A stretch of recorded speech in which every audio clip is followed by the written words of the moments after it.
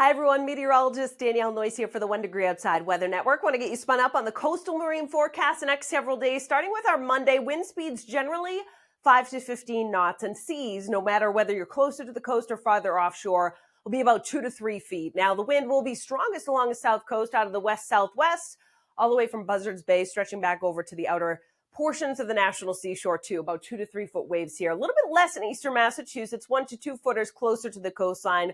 More like 3 when you get east of Wilkinson Basin, and the wind speeds will pick up a little bit more out there as well. For most of us along the mid-coast and down East Maine, it's about 5 to 10 knot wind speeds. Same for the Portland area as well, about 1 to 3 foot seas for our Monday.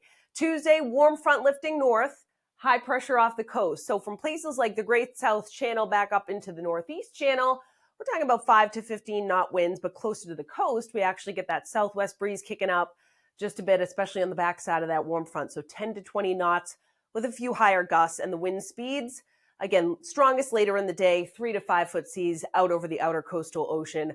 Closer to the coastline, we're talking more like 2 to 3 footers. By Wednesday, there'll be some pockets of clouds and reduced visibility. There'll be a little bit of a lighter wind along the coast of Maine for us back down towards northeast Massachusetts. And then it does kick up a bit along the south coast. The waves generally 2 to 4 feet along the south coast, but jump up 3 to 5 feet when you get across places east of Wilkinson Basin and then stretching back over towards Browns Bank and off the Scotian Shelf.